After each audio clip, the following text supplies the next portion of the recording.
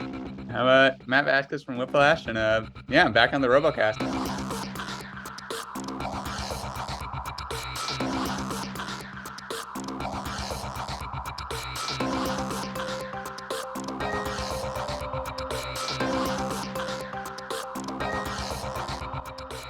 Hello everyone, my name is Sam Elliott64 and welcome back to the RoboCast with myself, Steve the American Killjoy, and World of Woodrow. And of course, I mean, it wouldn't be a series of Our fourth BattleBots. presenter. Literally, it wouldn't be a series of BattleBots if we didn't speak to Matt Vasquez at least once during the year. Matt, how have you been? It's been a little while since we last spoke, and obviously we only spoke to you kind of towards the end of last season when things went a bit spicy with yourselves and Cobalt. Oh yeah, yeah. No, it's been a while. Yeah, things have been good. Just been working on BattleBot stuff. It's getting to that time where it's just lots of building. Lots and lots of building, and I'm Lots hoping and lots of building. yeah, it's Yeah. one of those stressful times of the year. But hopefully you're not knowing when to take breaks and not working too hard. I hope. Oh yeah, no, it's we've done this enough times. I think this year's rebuild is more ambitious than most years, so that's taking a little bit more of a toll. But yeah, no, we've done this a few times, so Yeah, we know how to hopefully balance normal life in this. absolutely. Well, Yeah. we've got quite a few listener questions. Which is very late in the day because myself and Jevon were busy, having fun with Robo Nerd over the last weekend. First question comes in from about 1 million people, and it's true. And we're gonna recap this because we did discuss it the last time we spoke to you. But for those that weren't listening clearly enough, where has the disc been for Whiplash this year? So the plan so it's crazy. What aired filmed a year ago, so it's crazy. Yes. It was so long ago. But yeah, just going back to back then, it was the plan was really like we looked at pretty much every robot we lost to in previous seasons was a vertical spinner. Every single one, except for Sawblaze and Tombstone. Every single one was four-wheeled vert. So we were like, what worked and what didn't work in those fights? What didn't work is our spinner never came into play, like not even once. So we kind of figured just take off the spinner, armor up the robot, and just take that approach. And honestly, it worked. Like our Cobalt fight, we were pretty much winning until we got stuck. The Witch Doctor fight, we were pretty much winning until we had other issues. So I think the strategy worked really well. But just had a little bit of bad luck here and there. Sorry, were you worried about production maybe having a little bit of a fit of you taking off the spinning weapon? Yeah, but you can only worry about that so much to an extent. Like I think they would have preferred we kept it, but I don't know. I don't think that was going to necessarily stop me from yeah. And as we know, the lifting arm is the main weapon. It always has been. Oh yeah. Yeah, no, it's always been the main weapon. The spinners, the fun flashy bit. I guess. Yeah, exactly. But yeah, we just tried to and also another part of it was that we were running 2 full robots that year. So I thought if there was any year to mix it up and just try a simplified Whiplash, it was the year where we would be twice as busy as usual. So yeah, I thought simplifying things was it was a good time to try that out and see what would happen. Mm-hmm. Absolutely. There are some amazing uses of the lift in this episode alone, so I'm looking forward to getting into it later on because it proves you don't need to have a spinner to do well in robot combat. Yeah, even now, even in 2022, which is remarkable because it's become such a KE saturated sport. Oh yeah, for sure. It's it's definitely tough. It's tough because when you're fighting like Cobalt or Witch Doctor or something, that you have to be winning the whole entire fight, and they only need to be winning for about half a second to win. Wow, so that's that's a very important point that we'll probably touch much later in the episode. We will get to it. Yeah, we will get to it for sure. It's just tough because when you don't have that like kill shot that pretty much 90% of other robots have, you really got to be on your game, otherwise you're in big trouble. Yeah, the battle box becomes your weapon, unfortunately, when you don't have something that can really damage the other robot. But we'll get to those fights where you really do use the lifter just about as well as I think you have in any of these fights so far. So we could crack on unless we got more questions. We've got a few more. Discord user Bits Team Heatwave asks, at full speed, how fast is Whiplash? That's a tough question. It's like I don't think we've actually like ever like tacked the speed like driving down the street or something. But it should be somewhere like I don't know 17 miles an hour. But we couldn't give a for sure answer because we've never actually like checked. Like you could calculate it, but that's only so accurate. So I would estimate around 15, 17 miles an hour, probably closer to 15. You gotta start to ask the question like, oh, the college football season just started yesterday. So like, what's your what's its 40? What's its 40-yard dash? Like, how fast does it really go? Is it under 4? Is it close to 4 seconds? I can tell you it's a 40-foot dash across the arena. There you go. I can tell you that. That's probably about a second. I think we have like this one awesome picture of when we fought Valkyrie.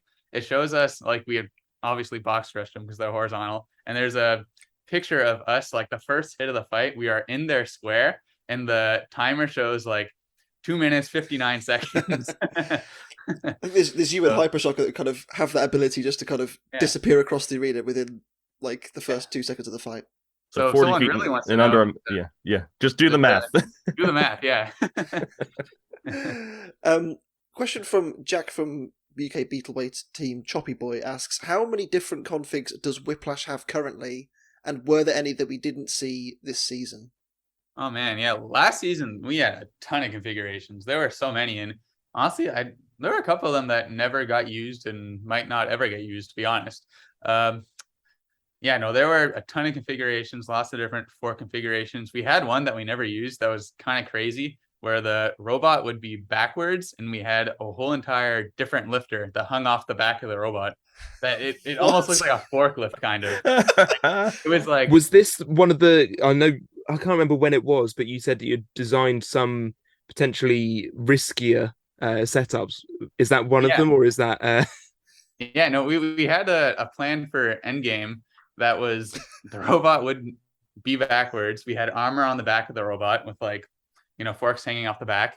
And so we pretty much had the length of the arm was just all fork.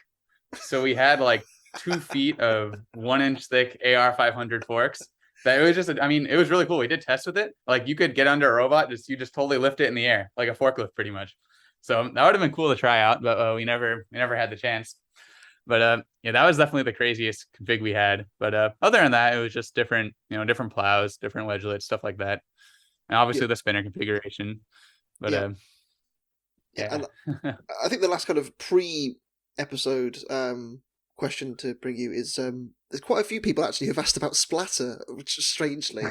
And kind of one of the main question I kind of got from it was how much DNA from splatter is now present within Whiplash. Obviously, the designs are very similar. There's no, you can, if you look at the two of them, you can kind of say, okay, that has become that over time. Yeah. How much of it is still has been carried over? Let's say from splatter from way back when. Oh man, like well, I'd say like last season's robot and all the seasons prior, it was a pretty constant evolution from that. Like aside from the aesthetic changes, like the internals, pretty much the same layout. Chassis built the same way. We just started using better components, and that made a huge, a world of difference. So it really, they are very similar, like very, very similar. It was like the evolution from season 2 to season 3 was about the same as the evolution from 3 to 4 and 4 to 5. It was just they look different. So it was really they're identical in a lot of ways. Like the layout inside is pretty much the same. So yeah, they're very similar. I think most people would assume there's more difference than there actually is. Yeah. Well, with all that, should we crack on with some fights? Because I think there's quite a lot to talk about this week. Yes. Mm-hmm. Oh, yeah. So, we will start off with our first fight of the night, Perfect Phoenix and... Double P! Let's go! And SubZero. I'm really surprised at how well Perfect Phoenix was able to kind of stay flat, because I was expecting this to be a one flip and done job, but... Yeah. I'm really surprised that Perfect Phoenix is back, because we saw it like a banana shape the last time it was out here. So the fact that they've managed to flatten it all back down and get a nice big spinner on it that can dish out the hits like it did in this fight was surprising. That robot has a very long history of just getting annihilated, then repaired. And I'm not even Perfect Phoenix, but like back in one of those Brutality. Like I don't know if they made reference to it as well this week. They did. Yeah. Crazy. So it's used to getting blown up. Yeah. Oh yeah, but no, it's a great robot. I mean, it has championships, and it's had its fair share of beatings, but it's also, if you watch any of the like 2009 BattleBots, it kicked a bunch of robots' butts pretty bad. Yeah. So it's a good robot. Yeah. Yeah. The design has lineage throughout the sport. I mean, you go back as far as the original series with Hazard. This overhead bar spinner, it's not going away. It's even now, it's With amazing Bloodsport how and things like that. It's just evolving all the time. Still so relevant. These bar spinners. Yes, they do have their weaknesses. All designs do. But it was very impressive to see how well and how durable it was for the majority of the fight. Yes, it did smoke the motors in the end, and there was an effect on that in a future fight.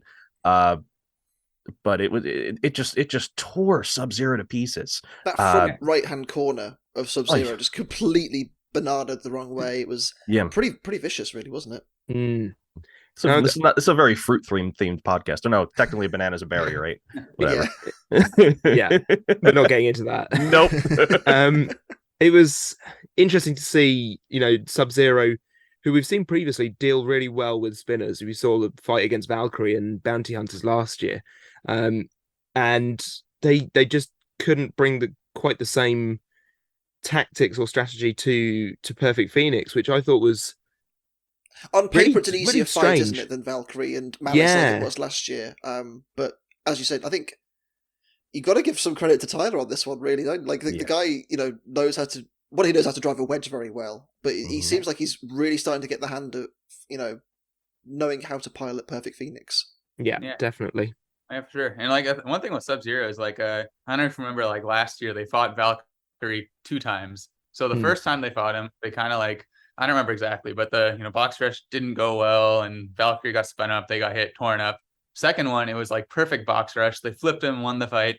It was great. So I think a lot of SubZero's like performance against big horizontals just depends on like if he drives perfectly or not, because I think it could only take so many of those hits. So like maybe if he had gotten the right shot in the beginning, I mean, it only takes one flip to beat Perfect Phoenix, so it was probably a coin toss whether he was going to get that or not.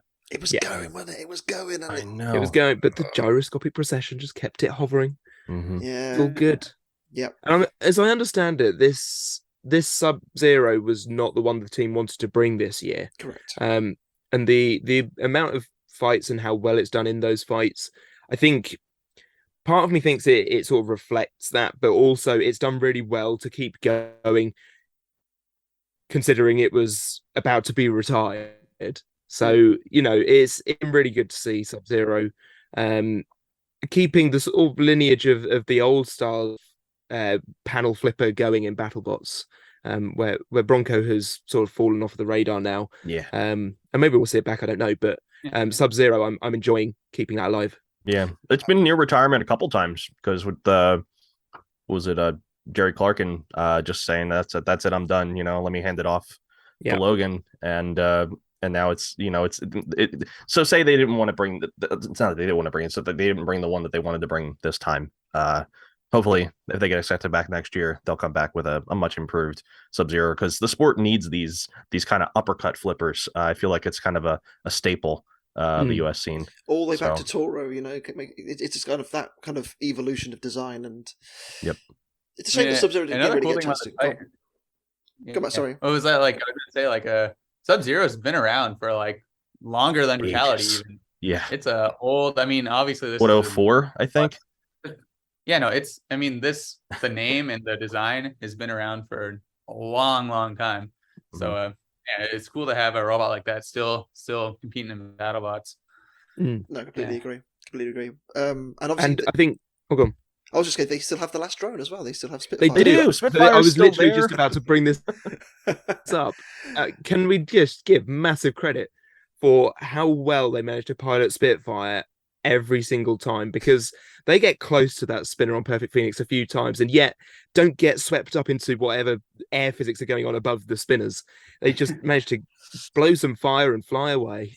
Yep, it's all you need, really. It's all you need. I think the best way to distract your opponent with the drone is like give them the hope that maybe they could hit the drone, and then they're distracted because they're like, oh, I'm so close.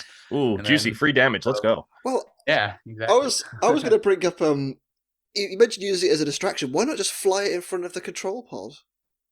That's a good idea. Just Why back have and they forth never in front done of the driver, this? Yeah, swatting it out the look at way. me. God of War. Surely, of next fog. SubZero team next year, make it happen. I want to see Would that be unsportsmanlike conduct, Sam? I think it would be unsportsmanlike. Doesn't matter. It's what we wanted from the fog of war, but not. They If just it have gets like you- a big poster that like unwinds and covers the whole entire That's just as good. I tell driver's you, box. there you go. See, SubZero are going to win the championship next year because of our idea. You heard it here first. Let's move on before we, give them any more bad ideas to people. Overhaul versus Black Dragon, and for a second I thought it was going to happen because Overhaul was Such a good brilliant. fight. It was Such a good start so to the fight good. for Overhaul. It's the best Overhaul has ever worked, I think. Yeah, It's the most complete control it's ever looked. Yes, And it was for a while in complete control of this fight. it really was until the fateful suplex. well, they made the mistake that Matt, I don't know if you learned from this later on, but they turned them back over, and you shouldn't do that. Oh yeah, that's typically a no-no, especially when you're not a spinner. Yeah, you're fighting a spinner. But no, Black Dragon has the capability of self-righting. So like there's the kind of conundrum. It's like if you know they can self-right, do you just take the control and do it for them? So you're like kind of in control of what's happening, or do you let them do it? But if you're me, most of the time, if they're upside down, I will just try to keep them upside down. Yeah. So it's there's lots of different ways of going about it, and he took the riskier approach, I would say. Yeah. It's a shame because this, as Jevon said, this is the best that Overhaul has performed certainly since the first season of the reboot. It was just everything worked, and it ran for 3 minutes, and this has been a massive problem for Charles for the last few years now. It's just like it takes a hit and suddenly it struggles. The caliber of its opponents have been very good in recent years, admittedly. Especially this year, they fought. Who did they fight? Ribot, Blip, and someone else. Who was the other one? It's escaping me. But Black Dragon as well is another, top echelon competitor, and the fact that they were able to last 3 minutes and throw them around a little bit was wonderful, brilliant, really, really good, and hats off to the team. Yeah, no, that was definitely major props to them, and props to Black Dragon for hanging in there while they were just getting, smashed upside down. Yeah. Smashed on their head. And it was an all-around great fight. Totally. Really, really enjoyed it. And they did only have the 2 fights. I've just they only had 2. Okay. Yeah, so and this is their 3rd. rough time. It's a really rough lineup for them. Yeah. Yeah. Wow. Well, if you're a BattleBot supporter, we might see them fighting again in the not too distant future. But in the meantime, how do you assess Overhaul coming back, Jevon and Steve? They've gone for a couple of years. We waited a little while for this one to come along because it's been in the process of being built. It's been in development years. hell. Yeah. Yeah. So I don't know. I think it's showing against Black Dragon is a great statement for them.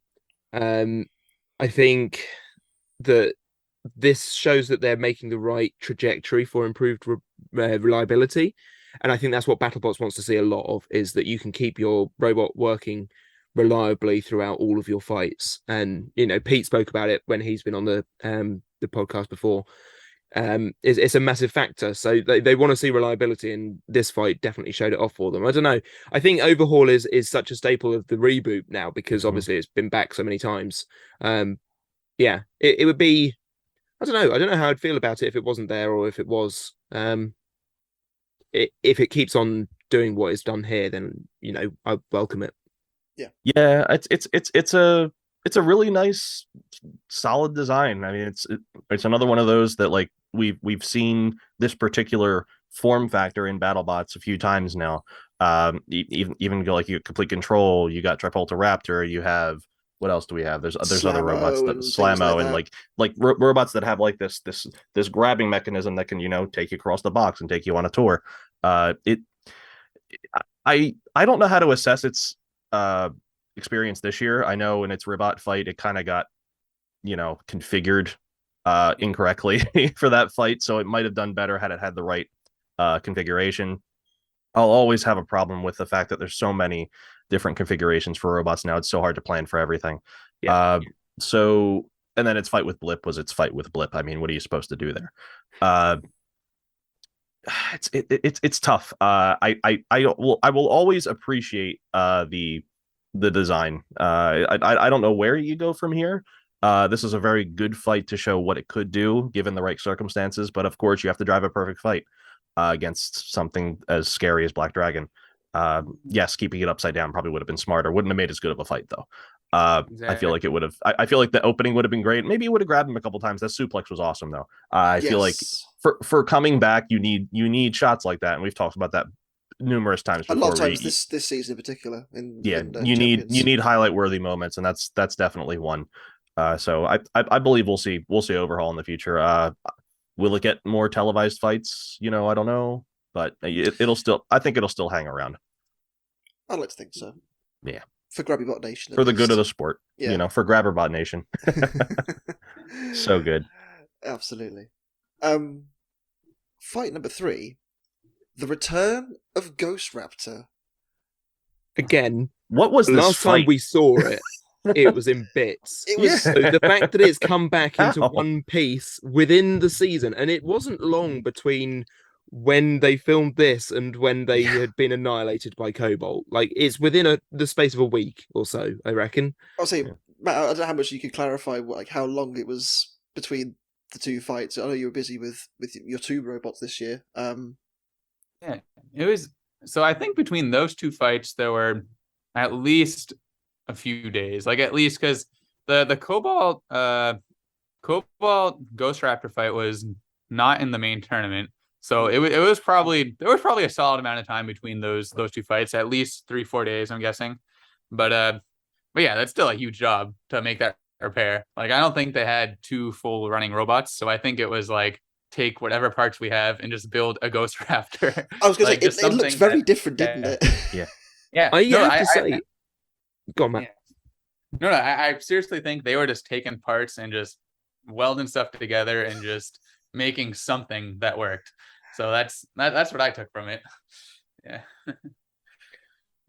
I have been very critical of Ghost Raptor this season, I will say.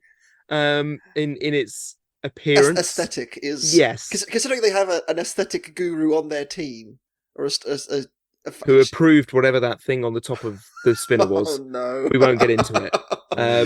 The one in this episode looked really good. Like the first one. It had... So in the first fight against Shrederator, I really loved that double pontoon wedge style. Mm-hmm. And I also loved the Raptor tail. Yeah. It's just a good look for the robot. More of that. More of that. If they could get that front end and have a couple of gaps in it for the lifter as well, because I think they really benefited from having the lifter in that fight. Benefit of hindsight, but that's what I want from Ghost Raptor. It's just it looking good and doing what Ghost Raptor does, which without the spinner coming off, preferably. Surely that's true to form. Surely, because it's ablative. Yeah, let's think of 2015. The weapon didn't last. Well, it lasted a little bit less time. This is where they need the lifter as well, because similar to Whiplash, really, I feel it's a lifter first now, because the spinner has been so sacrificial previously, whether purposefully or not. But the lifter would really benefit them a lot, I think. Yeah. It's tough having 2 weapons because they're not. Neither of them are going to be as strong as had you just chosen one. So you have to be willing to take the risk. Like, okay, the spinner is has a good chance of dying. Can we still hang on and have a chance at this fight if it's not there anymore? So I think they're playing that game too, and I think it's just hard, especially with they've got a horizontal spinner on a lifting arm. Like, that's just kind of crazy. That's not an easy thing to do well. No. I will say as well, I did enjoy. I want to assume here that Shay from the Jackpot team had a crack at Shrederator because there was a lot of glitter on that robot. And yes, she does love her glitter, and it looked great under the lights. It looked really, really good. But Shrederator, going from it wasn't all going wrong. No, it wasn't, and it lasted 3 minutes. Yeah, I just feel like for that team, having that ultimate high at the start of the season, beating Tombstone, to then going to this point and losing to a Ghost Raptor, which has already been turned into a Kit Kat by Cobalt. It's a big slump, you know. If you're eating your Kit Kat like that, you've got to sort yourself out. They're eating it like, you know, like instead of breaking it into pieces, they're eating it normally. Like they're bar. smashing it on the side of the table and eating it. I think it's such a shame for Shrederator, because, you know, it seemed to be all coming together, and it didn't quite have the grunt in this fight to truly pull Ghost Raptor apart. Yeah, no, I think it's a really extreme example of like the rock paper scissors thing, because like you look at Shrederator, the shape of their shell, the thickness of their shell, like how the robot's so low to the ground, and you put that against something like Tombstone, that is like the ideal robot to fight Tombstone with. They probably don't even have to turn their shell on, and they could win that fight, just because Tombstone's not going to, you know, damage the shell. They're going to deflect off of it. Maybe they'll hurt Shrederator's teeth, but like if Shrederator's working against Tombstone with that shell, Tombstone's going to have a very hard time, no matter how good of a Tombstone it is. Yeah. But then he goes against a robot, you know, with big AR something on the front. He's going to struggle pretty much every time. Like, it's really, really hard. So, yeah. And this wasn't the setup they wanted to run in this fight, but they ran out of time to put the one they wanted together. So, you know, it's what it is. Yeah, it's tricky too, because like this is also it's a very hectic time with the filming of this tournament, because there's a lot going on. You're filming the Giant Nut World Championship as well as this simultaneously, and it's chaos. So there's a lot going on at once. I just feel for the team. I know they bring a machine every year, and it just seems that it just can't cut the mustard. I don't know what you do with Shrederator going forward, because unless it fights something like a Tombstone, like you said, Matt, it's like, what do they do? What is their path forward? I will say there is another great supporters fight which is out at the moment, which involves Shrederator, and it has a funky setup on that one. So if you're not a supporter, there's ample reason to go and do so. Go and give BattleBots your money and enjoy some quality fights, because that fight is really good as well. But I'll have to give a huge hand to Ghost Raptor for getting that robot that was, as we've already discussed, so badly broken, had not won a fight up to this point, and has now beaten a tournament sitter. Yeah, I will say I was worried about its flamethrower setup once this fight started. It became Ghost Rider, not Ghost Raptor. It did, and I was nervous because you have a weapon that's mounted on an angle, almost like a fan. And you got to make sure it's not spinning the wrong way, that it sucks that fire through your robot. But it looks like it was fine. Mostly, it did catch itself on fire, kind of. It wasn't kind of. It was on fire. It drove around with its hair on fire. But it survived the whole fight. We've seen robots do that in the past. So yeah. I mean, Chuck Pitcher's main concern is not necessarily winning the Giant Nut. He just wants to build something cool. He wants to build something he thinks is cool. He's been to finals. He you know, he just wants to be there for the fun. He's living his best life. The role at the beginning is amazing as well. That early entry tumble, which was, you know, it's just having fun, and that's exactly what you want to see. Yeah. Well, speaking of having fun, I thought this was going to be a very fun matchup for you, Matt, and on paper it is, because, you know, you've been eating horizontals for breakfast for the last couple of seasons.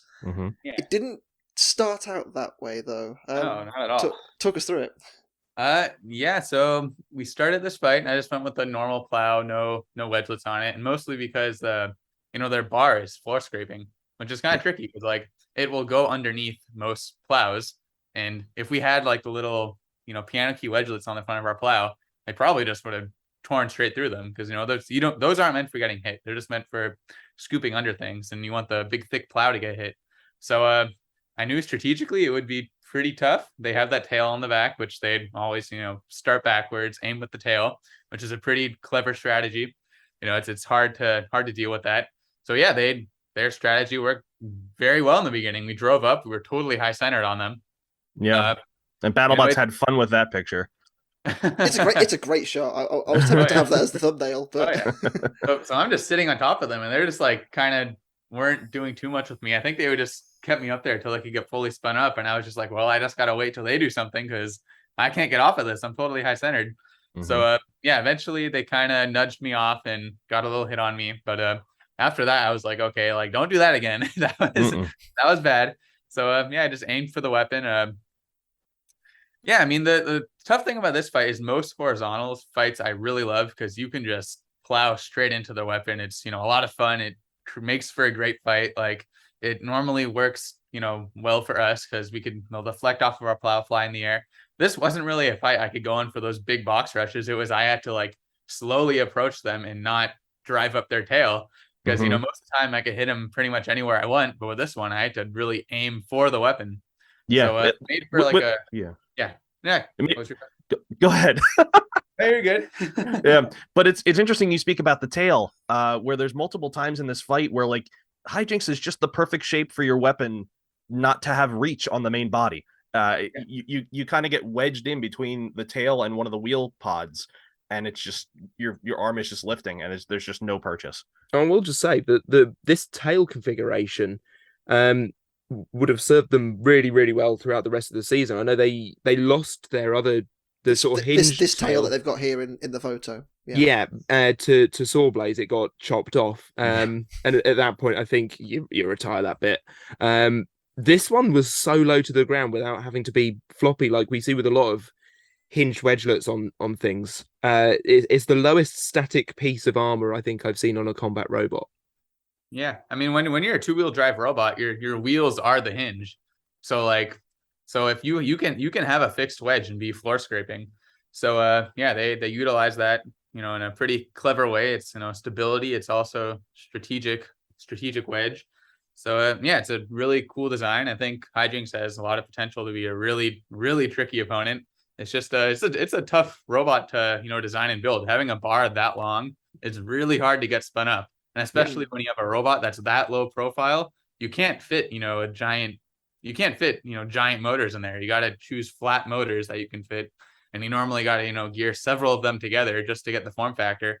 So it's a really tricky design to build.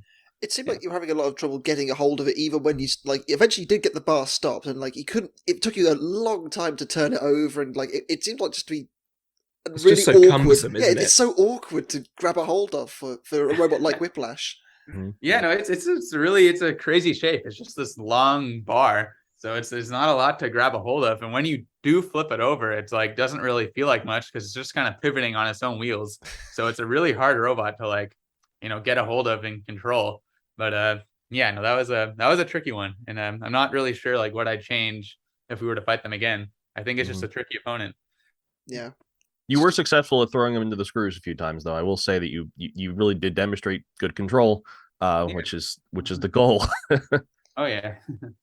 It was very impressive. And again, another thing for me with HiJinx, we've kind of, I wouldn't say I've been underwhelmed by HiJinx, but this is an instance where I thought, okay, I can see what they're going for here. This was a fight where I'm like, okay, HiJinx has really picked up a lot from the start of this season. I was going to say they struggled at the start of this season to get it going, and I think that this was their best showing. This and Sawblaze, those two fights, even though they lost both of them, kind of highlighted, okay, it can be reliable, it can hit hard. So again, I've brought it up before, and when the selection committee are looking at robots that they want to put into tournament brackets or robots that they want to bring back in the next year, a good loss is sometimes better than a bad win. Mm-hmm. And I think the last two fights that HiJinx have had, they've been good losses. Yeah, no, I agree. And it's cool to see that the team have been building a new HiJinx, and they've got some funky angles that they've been working with. So hopefully we'll see more of the technical arousal very, very soon. Our first semi-final was Perfect Phoenix and Black Dragon. Oh my god!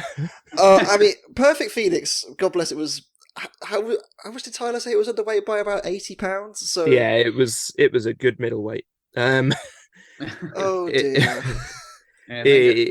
Yeah. It wasn't much of a fight, really, was it? It was just this was an example of a robot of yesteryear coming up against a robot of today's, pinnacle, really. And yeah, Black Dragon, no mercy, sent it to the ceiling. I'm fairly sure it touched one of those rafters at the top as well. I don't know. That was for sure highest hit ever, I think. Yeah, I think, yeah. Certainly.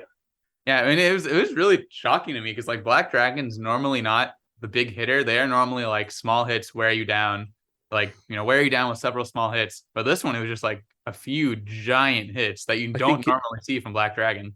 It does help that their opponent was sort of half the weight it should have It was been. a super middleweight, lost the wedge as well. Yeah.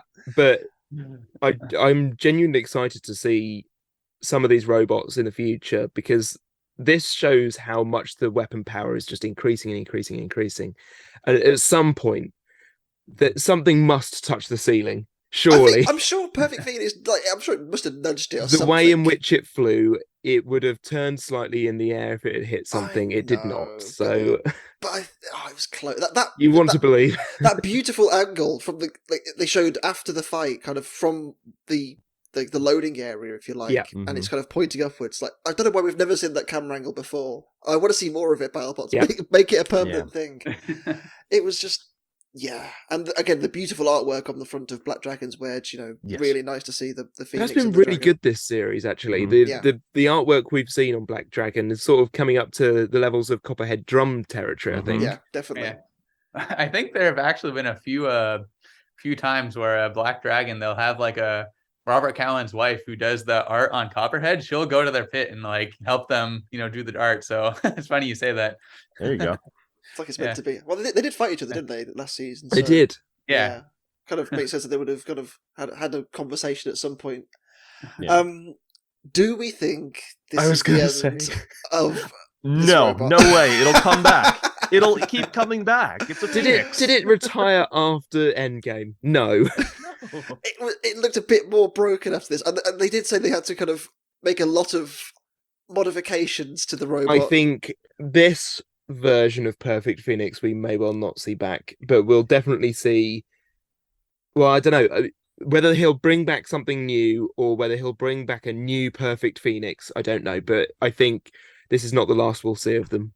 Yeah, I think not. BattleBots is quite fond of young Tyler, so I think we'll see him back. One thing I will say is like Brutality / Perfect Phoenix, that is probably the most use any one combat robot has ever gotten. Over the years, like it, from its beginnings, it was a really competitive, really tough robot, and to like be, what was it, 2022, fighting current day robots. Like if that's how it's got to end, like that's a good way for it to end for that robot's run. Yeah, also, absolutely. Like the fact that 13 years later it can still win fights, like it's a testament. I think it's a testament to both the robot being built initially by Paul and obviously being piloted very well by young Tyler as well. Yeah.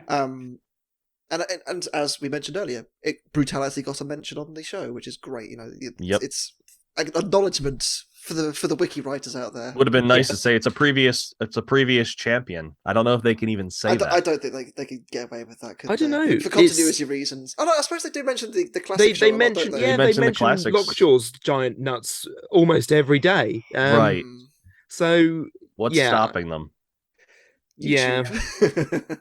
It's because it's not Bruce. Well, I don't know, because they reference Brutality, which it just doesn't add up. It's like the reboot of Robot Wars not acknowledging.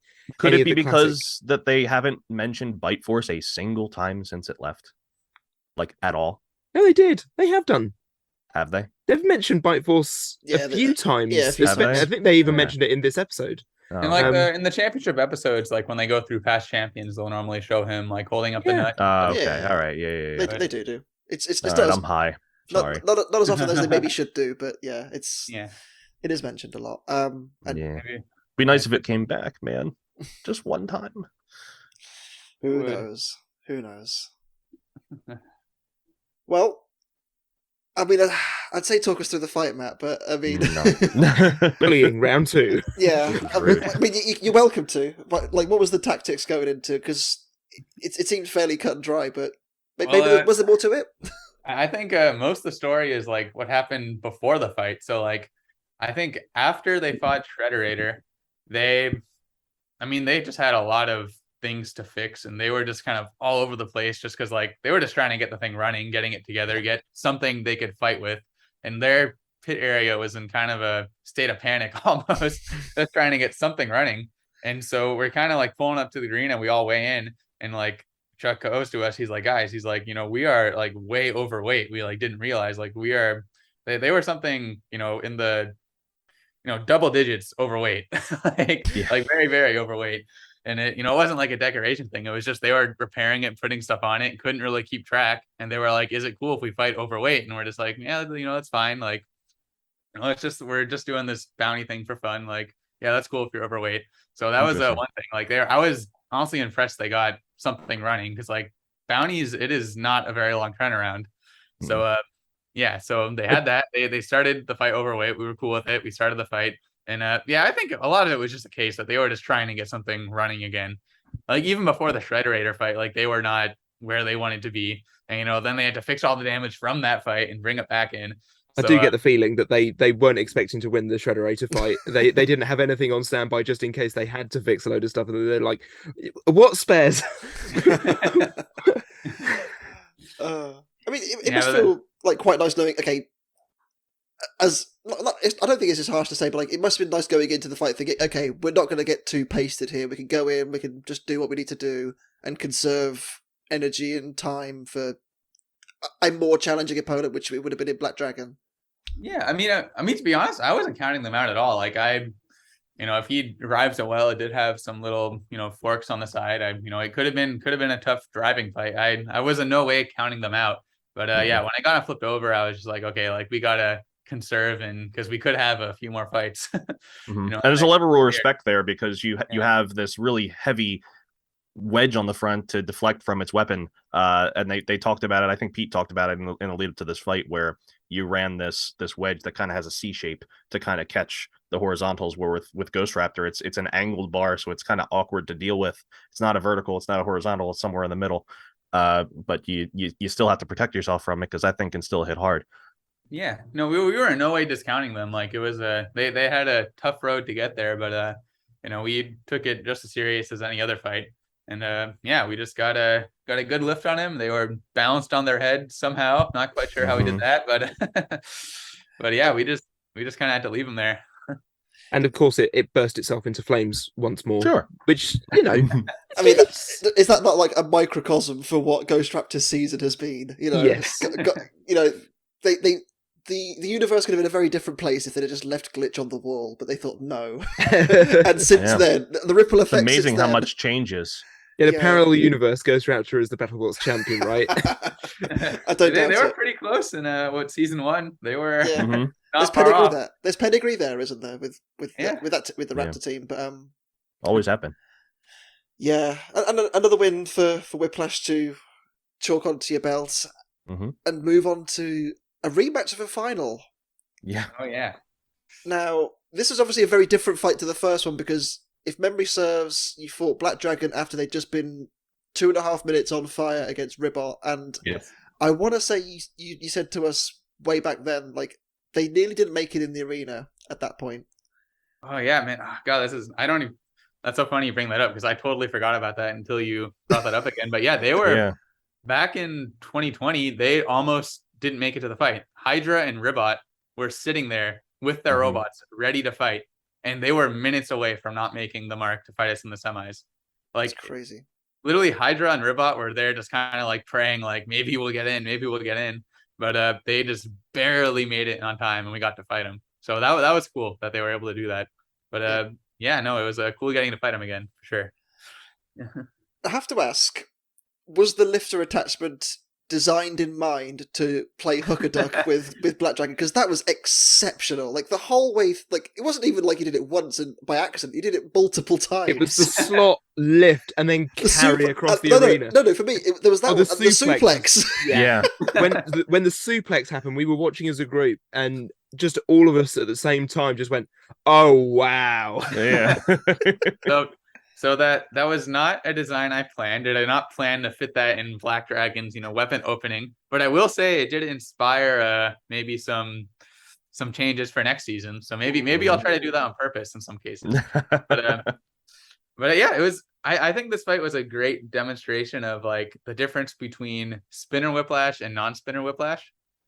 I think it was a pretty good way of showing that. Whereas last time, we did do a little bit of damage with our spinner, but we showed a lot of control. But I think this time it was just like no damage, but just total control. We really focused on that. Yeah, honestly, it really couldn't have gone much better. This was one of those fights where we kind of realized that Whiplash, we had done a lot of fights, like components inside the robot were starting to get tired. Like I'd say halfway through the fight, I could feel Whiplash slowing down. And that was kind of part of the reason I was reluctant to flip them over back on their wheels when they were on their head. Because I realized, like, okay, Whiplash is slowing down. Our drive motors are old. They are not, I don't know how much longer they will hang on. So we just kind of got to push them around and, play it safe. Because I think we could have very easily, lost that fight for ourselves had we flipped them back and continued any more pushing fights or anything. So yeah, we definitely had to start being careful there. I think it really helped when they get stuck down a kill source slot, which I mean, I can't remember I think it was Diana who was saying last week that they've got bigger and bigger and bigger, those slots. And now that they fit a whole section of Black Dragon sort of little bunny ear things, and then one of those came Snapped off. It's not, I mean, it's not the first time that's happened with them either. Like, it's a shame because obviously they do run upside down, but it hinders them self-righting at that point because they can't get the spinners spun up how they want because they're then bouncing off of one side trying to do it. Yeah, no, that's when they lose those bunny ears and they're upside down, then they really don't have much going for them. They can't get it spun back up. They can't do their little gyro self-right. So yeah, that was definitely a big bummer for them if they lost that one ear. But another important question I have to ask is, there was one wedgelet missing on Whiplash. Why? Oh, against Ghost Raptor? No, was it Ghost Raptor? No, it wasn't this fight. Yeah, no, it wasn't this fight. Okay. You're thinking about the piano keys? Yes, sorry. Yes, because this was the long forks, wasn't it, in this fight? Ignore me. So it was I Ghost have Raptor. an answer to that question. Okay. The answer is use that plow to fight Ice Wave because wanted to compete against their ground scraping wedgelets. Ice Wave managed to hit one of them and kind of exploded it and jammed it under our robot for a little while.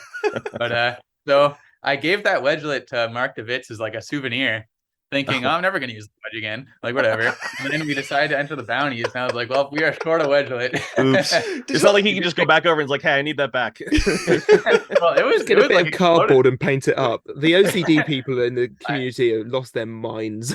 I saw it and I'm like, that's really bothering me. Like, why not take one off the other side just to even it up, that kind of thing.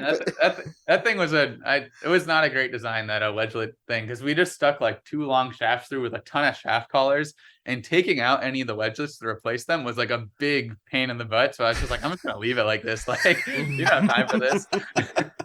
And every single person who has kind of OCD about things looking neat, even on either side, it just ruined their day.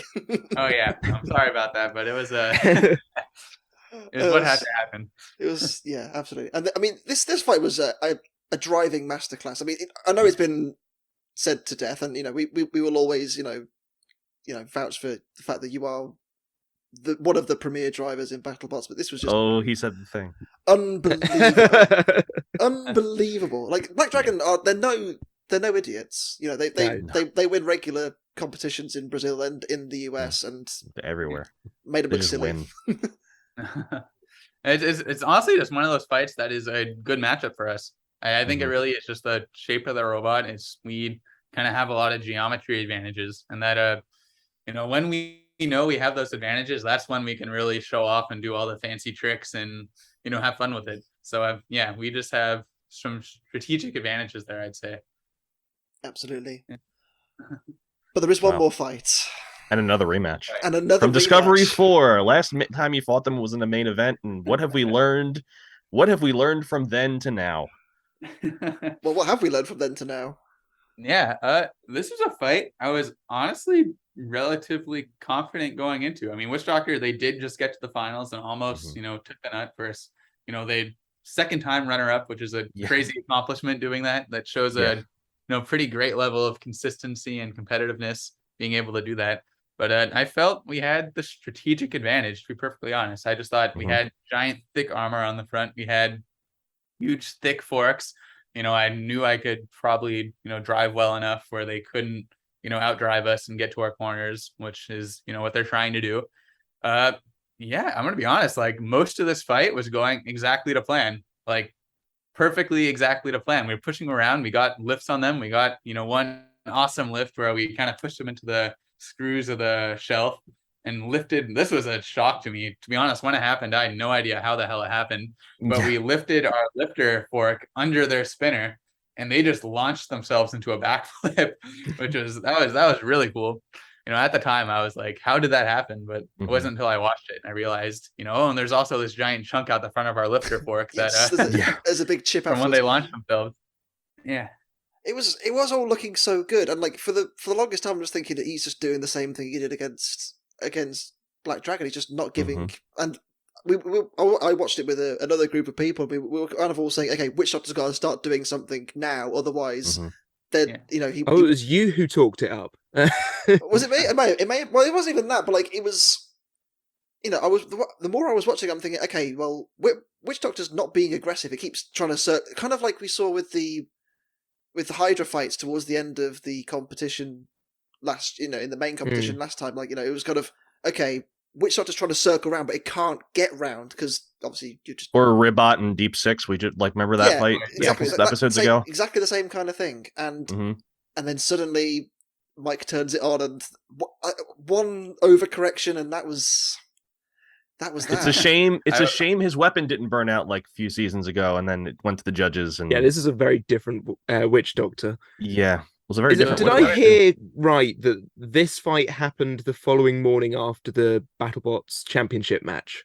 Yeah, no, we didn't know if we were actually going to be fighting Witch Doctor, because had they won the giant nut, they would have put in either Hydra or Sawblaze would have taken their place as like the bounty boss. Wow. But we didn't know who we were going to fight until after the finals. So when they lost the final match, we're like, okay, we know we're fighting Witch Doctor now. And they had to get it back together for the next day. Wow, but interesting. So you didn't know who your bounty boss was going to be. Well, say you're going through all these fights, you don't know you have no idea who you're fighting at the end. No, we really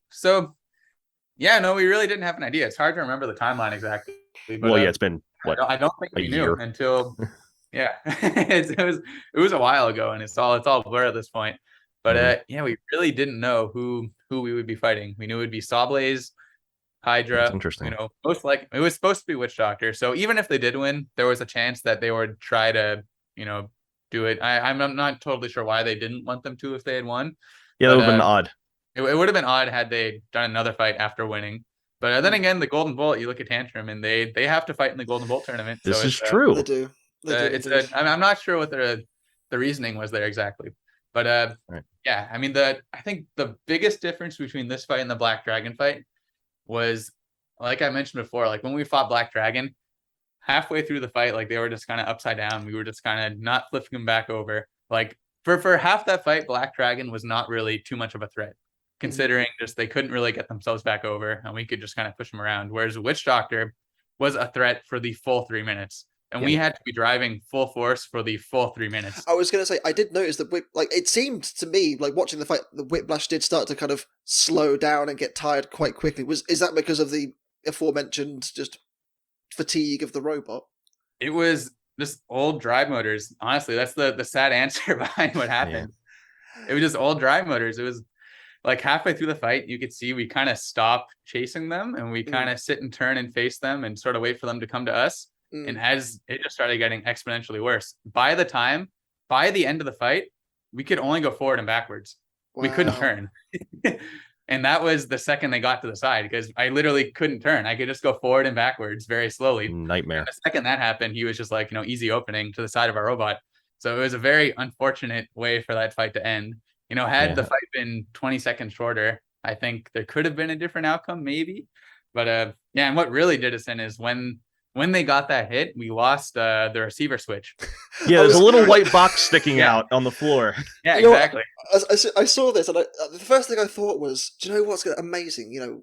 The UK heavyweights always get criticised for losing removable links. Well, now we've seen a switch get removed. A removable switch. How does it feel?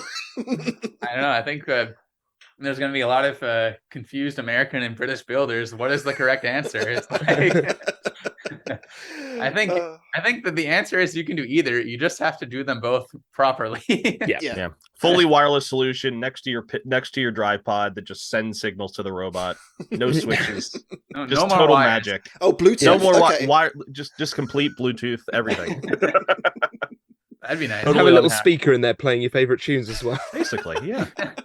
There you go. Yeah, no, this There's- this fight, it was a great fight. I think there were a lot of really cool moments in it, but it really did suck to kind of end it that way, where it was just we were just kind of a sitting duck. Like things were going pretty much just as we wanted them to, and it was just the robot couldn't hold on for long enough to, just at least keep facing them. Yeah. I was going to ask as well. Like, I know obviously you ended up in the Witch Doctor bounty. Was that your preferred choice, or would you have rather fought someone else? Genuine question, because you had free. If let's say you have free choice, who would you have liked to have gone in with? So had I had a free choice, I probably would have chosen the Witch Doctor one, to be perfectly honest. So we were in the one we wanted to be in, but we did not know we were doing the bounties till like the day before, morning of, pretty much. Because we fought, when we lost to Cobalt, that was kind of right at where they draw the line of who can be in the bounties or not. So we lose that fight. They ask us, like, do you want to be in a bounty? And my answer to them was like, well, like, I mean, to be honest, like, if we don't, I don't really mind. I was like, if there's someone else who wants to do it more than us, like, let them in. Like, we don't really mind. So then kind of the next morning, they were like, well, do you guys want to be in the bounty? Like, there's a spot. And we were just like, okay, yeah, we'll do it. Like, it sounds fun. So it was a very, very last minute choice. We really had no idea. I don't even think I knew which bracket I was in. All I knew is that we were in a bracket and had to get the robot running. So yeah, but we learned we were in the Witch Doctor bracket. We saw who we were fighting, and it was cool. It was just kind of like a why not type of thing. Like we have a robot that runs. We should keep fighting. Have some more fun. Keep it going. Yeah. And that does pretty much bring the episode to an end. We have got some more listener questions before we kind of wrap things up. And I'm going to start with a question from a friend of ours, Ryan Bratley from the Spinnerproof podcast, and he asks, are there any significant design changes you would make to Whiplash if it were from the ground up a dedicated lifter as opposed to the lifter spinner? It's an in-depth question. He's very good at this kind of thing. Yeah, because the Whiplash that we fought with last year was pretty much identical to the 2020 Whiplash, just without the spinner stuff removed. So there was a lot of empty space in the robot. So I think the obvious answer would just be shrink it down. But yeah, I think just shrink it down and make it a little bit smaller. Utilize, maybe thicker armor, because you make the robot smaller, you have more weight to put in other places. So that's probably the direction we would take it if it was a dedicated lifter. That is not necessarily the direction we are taking it for, the next future seasons of BattleBots. Like, I am definitely more inclined to have the spinner again. It was more of a just kind of experimental season. But yeah, I think no matter what the strategy is moving forward, I think shrinking the robot is something important, and there's really not too many downsides to doing that. So yeah, that's definitely my goal, making it a little bit smaller. Yeah. Jevon, do you want to say the next one? Yeah, this is from Ivan Roy, who has asked, if you and Jason were to have an exhibition match where you drove Defender and your brother drove Whiplash, who would win? Oh man, that's that one. I honestly couldn't tell you. That'd be fun. We technically could just do it in our front yard whenever I want. They're not the most dangerous robots. Whiplash with no spinner and Defender has no spinner of any kind. It's a pretty safe sparring to do in the street. So I don't know. Maybe one day we'll release a sparring video of some kind if we ever have the time to. There's a social media post there, isn't there, somewhere? Yeah, I think there is. Yeah, because there's like videos of like Tantrum and Duck sparring in the street and some others like that. Yeah. So we could totally do that same thing, and we have a full-fledged sportsman heavyweight fight. Sounds good. Rob Weston, the driver of UK Beetleweight Boom Zoom, which is eerily similar to Whiplash, I think. Especially this year's, last new year's one, Whiplash. Yeah, definitely. Has asked, seeing you deal with so many spinners this season without a spinning weapon of your own was very impressive. How do you plan to improve Whiplash going forward to give you the edge? So for that you can tell us, obviously, because I'm conscious of you may not want to give away every secret that you're working on. No, I think the general for this next season, so most of the time we don't change a whole lot about the chassis and the construction. We normally just change strategic things like different armor configurations and stuff like that. For this next season, it was less of that and kind of a total chassis redesign, really. Like I changed a lot of inside the robot just because I kind of figured, why not? I had a lot of time to design, you have a big chunk of time where you don't know if there will be a season or not. So you just kind of spend that time slowly designing the new one. And yeah, I think it's a lot of engineering improvements rather than strategic improvements, I think.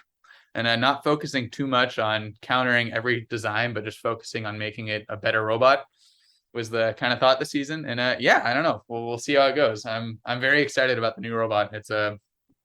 It's definitely, I think, my favorite incarnation so far. Yeah.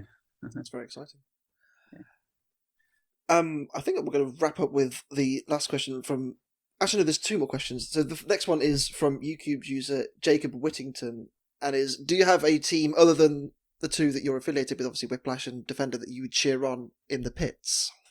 That we cheer on in the pits. Let's see, we're normally pitted near Black Dragon. We've known that team forever, so we're normally pretty prone to cheering them on for making a deep run. Yeah, I don't know. We're always, I'd say, Tombstone fans who are like pretty close with Ray and that crew. Like we always like seeing him do well. I don't know. There's a handful of robots that we normally cheer for, no matter who they're fighting. I'd say those would be a couple of them. Yeah.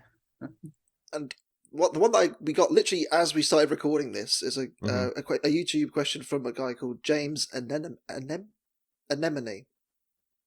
like the little. Good job. I tried my best. It was a hard one to get my. Yeah, that's the one. Famous rapper, right? Yeah, that's the one. Why is Whiplash the only top tier control bot at the moment? What does it have that control bot that others just don't have? That makes you like it is kind of jarring that every time I see Whiplash in the arena, and I did notice this the other day, like I always have a confidence that you're going to win, and I never have that with any other control bot. And why do you think that is? Is it any special secret sauce that you've got that everyone else doesn't have, or is it just you?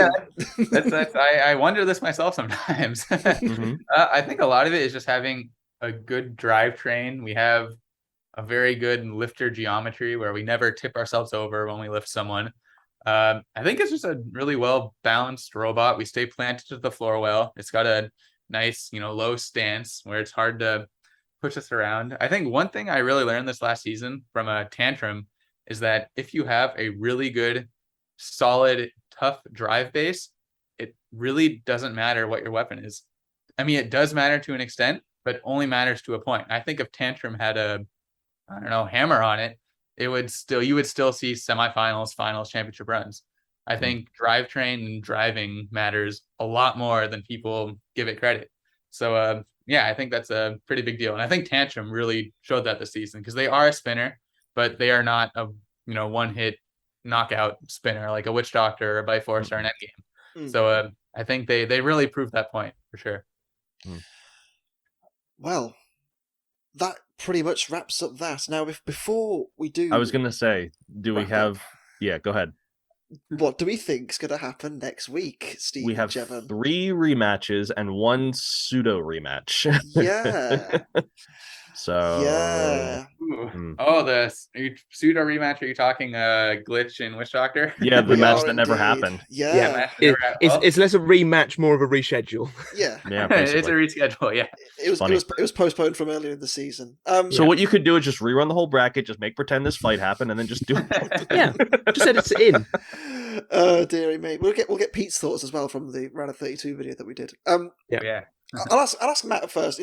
Seeing the competitors that were there, who did you think was going to win?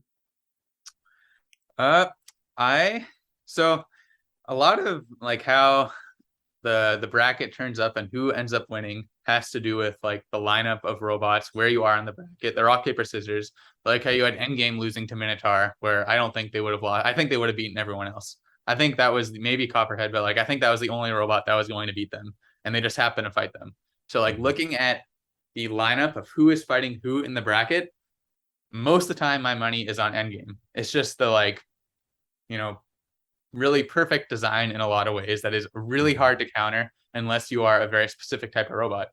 But then you have Tantrum, who literally just won. That is on an incredible streak where how could you bet against them? Like really, you couldn't bet against them.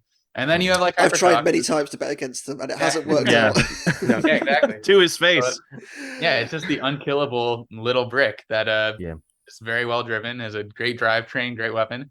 And then you have Hypershock, who you just saw, come out of their shell and just annihilate everyone. So I think those are the big three that you look at and go, it will probably be one of those three when you look at that bracket, like first instinct. So I don't know. Maybe I think I'll leave it at that. I think if you're facing any of those robots, you are, it's not a match you want to have. Not at all. And then Glitch, who's the crazy robot upstart, undefeated still. Again, it's more of like what you were saying before, Matt, where like if they could just get their drive train down, they have a really scary machine. Yeah, it's shaped just the right way that you just can't get a good bite on it. Most robots. Yeah, they can. I mean, the robot, they were finishing it in the pits before every single fight. They did not. I don't think they drove it before their first test box run.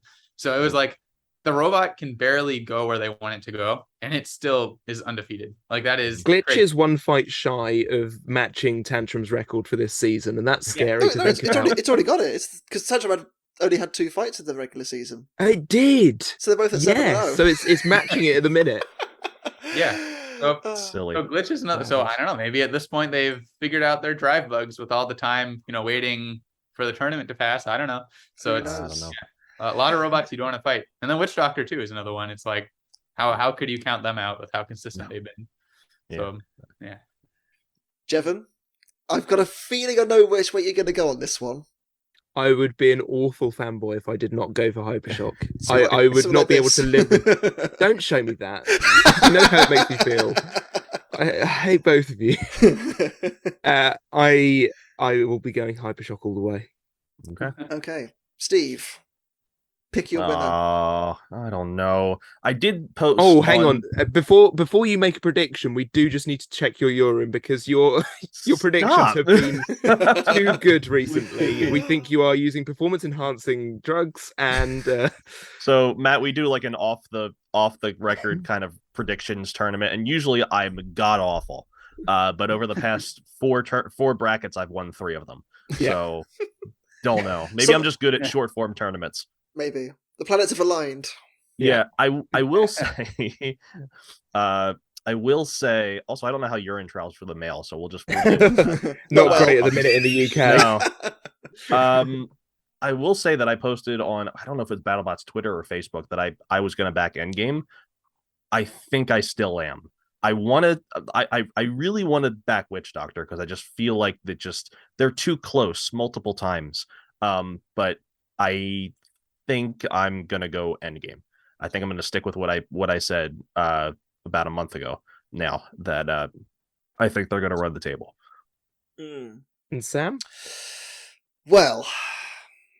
I mean, if we remember back to the final pod of the main competition, we spoke to Seems Reasonable, and I made a promise that I always had to back Tantrum from now on.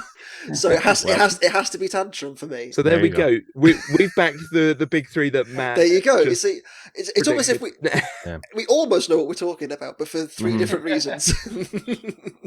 I mean, anybody could win here. I mean, this is an all-star. This is why it is BattleBots Champions, because all of these could run the bracket easily and win. Mm-hmm. It just depends on the matchups, how the wind is blowing on that day, what the other team had for breakfast, and if the stars are aligned, perhaps one day they might win. You have 7 really tough veteran robots and an upstart rookie that is just on an unbelievable refuses streak. To lose. Yeah. So. Absolutely. I'm very excited to see what happens, but as always, Matt, I think we need to get you like a t-shirt or something for... Yeah, this is number 7. We need to get you a t-shirt. Well, I mean, Jevon... for it. I mean, Jevon is planning a holiday soon to the States, so maybe we can get something slipped over in the mail, who knows. Oh, there you go. Yeah, thank you as always for coming and chatting robots with us. It's always a pleasure. Oh yeah, it's a lot of fun. Well, the 3 of us will see you next week for the finale of BattleBots Champions. But with that said, I have been Sam Elliott 64. I've been Steve the American Killjoy. I've been World of Woodrow. And I am Matt Vasquez from Whiplash. And I'm sure we'll see Matt again, hopefully next season when that gets rolled around at some point. But the 3 of us will see you next week for the end of BattleBots Champions. We'll see you then. Yeah.